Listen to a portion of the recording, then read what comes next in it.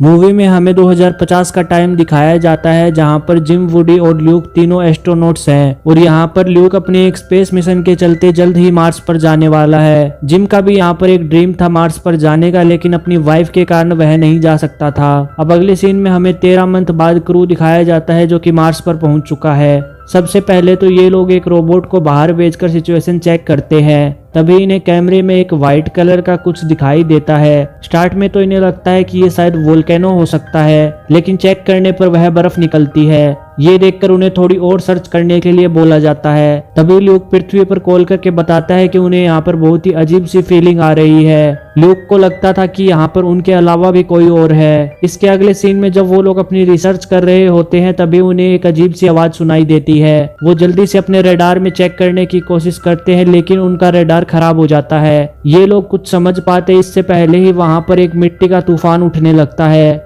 और ये बहुत ही तेजी से इनकी तरफ भी बढ़ने लगता है। तूफान काफी ज्यादा तेज था जिस वजह से एस्ट्रोनॉट इसके अंदर खींचे चले जाते हैं। जब सब कुछ नॉर्मल हो जाता है तो तूफान एक बड़े से एलियन के जैसा फेस बना जाता है। ये सब होने के बाद पृथ्वी पर बैठा हुआ क्रू सोचने लगता है कि अब आगे क्या किया जाए। इनको ये भी लगता है कि शायद टीम के कुछ लोग जिंदा बचे होंगे। तभी इन्हें ल्यूक की एक वीडियो फुटेज मिलती है जिसमें कि वो बताता है कि पूरी टीम में वो सिर्फ अकेला ही बचा है। लेकिन वीडियो बंद हो जाती है क्योंकि ल्यूक के कॉल डिवाइसेस पूरी तरीके से खराब हो चुके थे।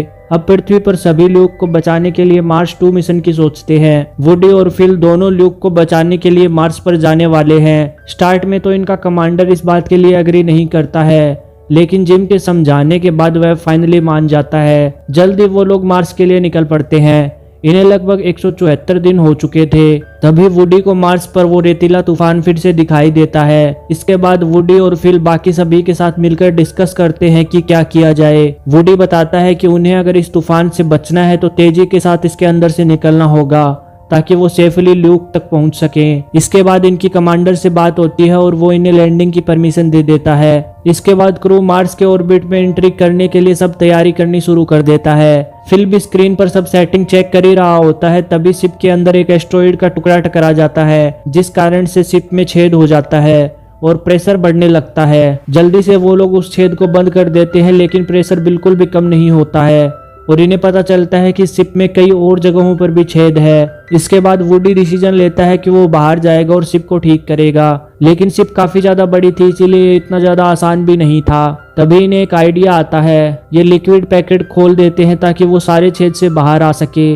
जल्दी से वुडी एक एक करके सारे छेद फिक्स कर देता है और शिप में वापस आ जाता है। इसके बाद जिम अब मार्स के ऑर्बिट में घुसने के लिए काउंटडाउन शुरू कर देता है, लेकिन एक और गड़बड़ भी हो चुकी थी जिनका इन लोगों को कोई भी आइडिया नहीं था। दरअसल इनके शिप के फ्यूल टैंक में भी छेद हो चुका था जिस वजह से फ्यूल लीक हो रहा था। अब जैसे ही ये लोग इंजन चालू करते हैं तो वहां पर आग लग जाती है और अब ये उसे बंद भी नहीं कर सकते थे। मतलब कि अब 3 मिनट में सभी के सभी जलने वाले थे।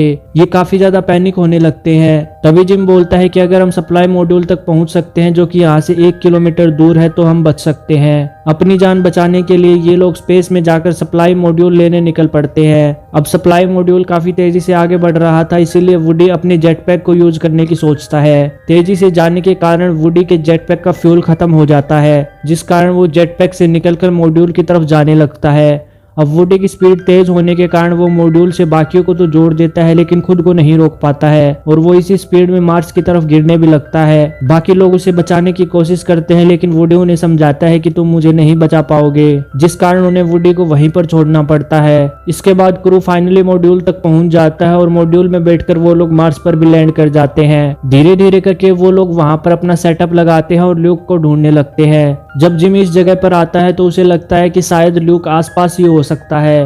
तभी अचानक जिम पर कोई हमला कर देता है और ये ल्यूक ही था। ल्यूक को थोड़ी देर तक तो ये सब भ्रम ही लग रहा था, लेकिन फिर बाकी मेंबर्स भी आ जाते हैं और वो लोग ल्यूक को शांत करा देते हैं। ल्यूक को जब रियलाइजेशन होता है तो ये देखकर वो काफी ज्यादा खुश होता है। इसके बाद जिम ल्यूक से पूछता है कि आखिर यहाँ पर हुआ क्या था। ल्यूक इस पर उन्हें वो वीडियो दिखाता है जिसमें कि तूफान के बाद वो ह्यूमन फेस दिखाई दे रहा था। इसके बाद जब वो लोग डिस्कस कर ही रहे होते हैं तभी उन्हें अपने सामने एक बड़ी सी लाइन दिखाई देती है। इन्हें लगता है कि ये किसी तरीके का इनविटेशन है, इसीलिए ल्यूक, टेरी और जिम अंदर जाने के लिए तैयार हो जाते हैं। फिल शिप पर ही रुकता है। अब जैसे ही ये लोग अंदर जाते हैं तो इनका कनेक्शन फील्ड से नहीं रहता है। इसके बाद ये लोग अपने सूट में देखते हैं जिसमें कि पृथ्वी जैसा एटमॉस्फेयर दिखाता है, जिस कारण ये लोग अपना हेलमेट भी उतार देते हैं। तभी इनके सामने एक एयरलॉक खुलता है और ये उसके अंदर जाने लगते हैं। जैसे ही ये उसमें एंटर करते हैं तो इन्हें यूनिवर्स का एक 3D नजारा दिखाई देता है। तभी वहां पर एक मार्शियन आता है और उन्हें बताता है कि पृथ्वी को उन्हीं ने बनाया था। वो आगे बताता है कि कई सालों पहले मार्स भी पृथ्वी जैसा ही एक प्लेनेट था, लेकिन एक दिन एक बहुत ही ज्यादा जाइंट एस्टेरॉइड मार्स से टकरा गया था, जिस कारण मार्शियंस को वहां से निकलना पड़ा था